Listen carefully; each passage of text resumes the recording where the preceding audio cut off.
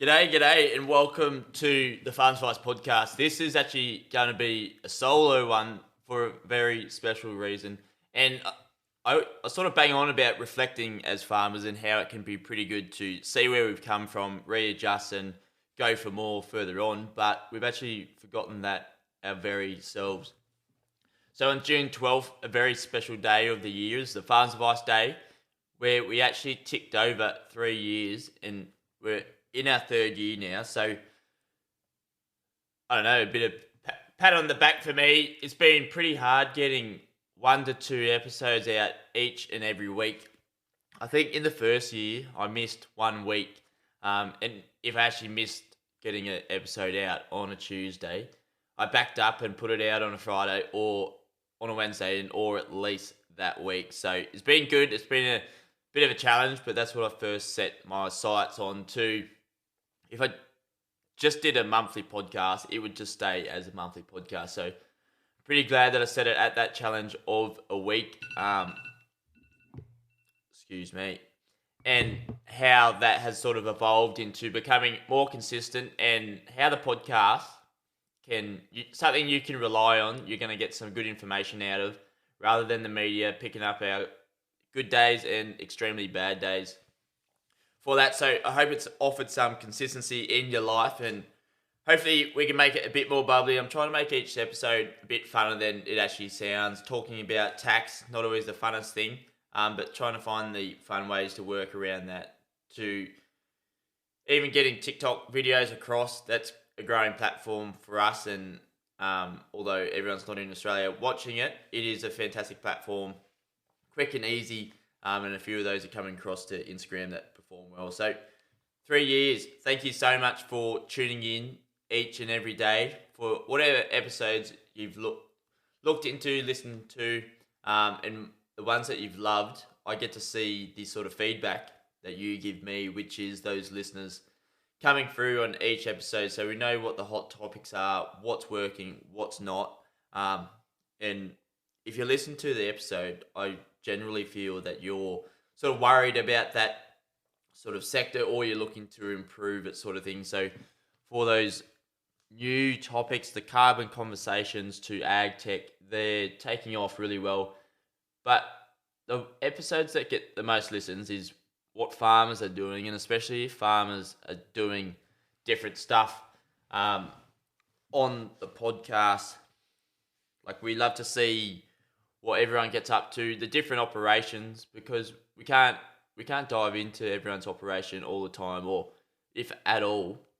So it's really important that we can have a glimpse in to see what others are doing out there, and see how else we can improve, or is there something that we can actually put into our own farm that will work. So it's been 3 years of that. I think there's been well over 48 average episodes, of course, because if we counted in Farm Yarns podcast, we would have well over 200 episodes. I think we're actually up to 191, 192 episodes now. So if we include Farm Yarns, we've hit the double ton, raised the bat for those episodes, but we've got a couple more on Farms Advice to tick over that. So that's just been a little bit of a goal to get 200 episodes down on the notepad, and we've consistently hit over 10,000 monthly listeners. And these drop in, drop out. During the floods, it wasn't exciting to see, but we realised what the community is doing at the time, and it definitely wasn't listening to podcasts. It was getting themselves back up to scratch, putting fences back up, or removing stock out of the low-lying areas. So it's interesting to see the trends of what the environment's, what's going on. If it's raining around locally here, there's probably more listeners coming in because they're looking for something to do. They're in the workshop or something, and they're listening to a bit of Farms Advice or any other podcast out there, matter of fact. This year, we've also built a bit of a potty channel as well. We brought on Martin Murray's podcast, In the Paddock. It's going really well with little snippets each Wednesday, Tech Wednesdays, and how you can look at your agronomy for your own farm, whether you're livestock production, cropping, or mixed farming. It's really good to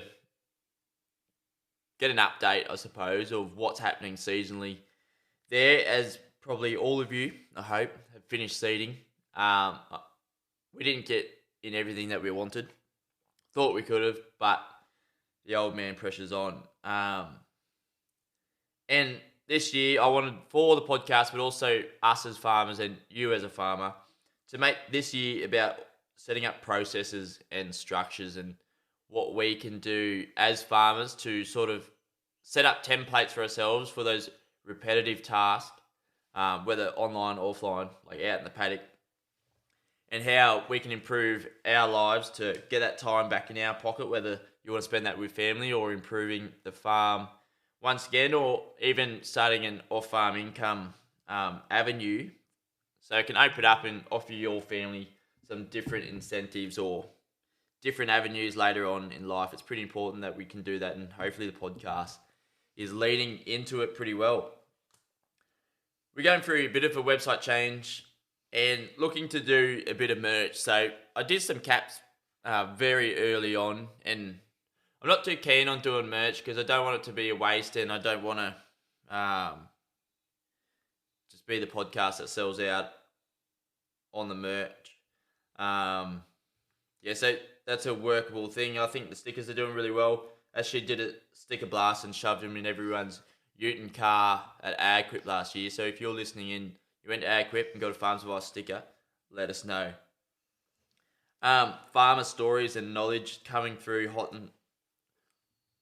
thick and hot about what they're up to and what they're doing. I get a lot of DMs about and even questions from farmers about what they're doing or what I've heard.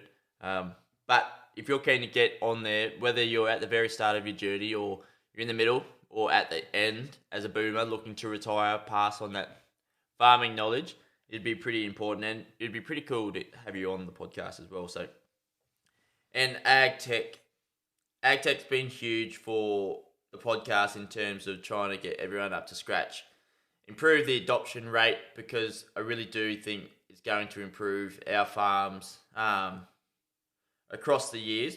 It's not going to revolutionise the farms totally, but it's going to be a tool in your pocket to help you manage your farm a little bit better and get that time off, a much needed time, and hopefully a holiday in the end of 23 or 24 for you. YouTube channel, trying to provoke this and get this going properly. Looking for a few case study farms to come out, work a day on your farm, and diversify that as well, so we can do a few videos around that. And if you're going to Agquip this year, dare say it, I'll be up there floating around. So catch me at Agquip. A really good day, a great day, and always sort of leave that day open to go up there and see what's going on within agriculture. It's nearly everything's up there, which is great as a farmer just to get it all in the central place. And also, on another note, we're starting our own value add, and I'm pretty keen on documenting the journey. So value adding, we've had a few episodes on this, but to be actually doing it ourselves, and like we're at the very early stage, I'm just trialing a few things here and there, but if it works, it works. So at the very early stages, but I'll still be documenting the journey, whether on our socials. So if you're keen to look at value adding, and also I think there was value adding in the budget this year, so it's actually a really good time to get amongst it, see what sort of you might be able to add to your farm, and see how it can improve your outlooks. But really, that leaves us there for our little roundup today. 10 minutes of talking to myself is pretty good going. We're in the new movable studio at the moment. We've moved houses, moved farms, and I'm just looking to get the studio up to scratch. Still going through the painting phase.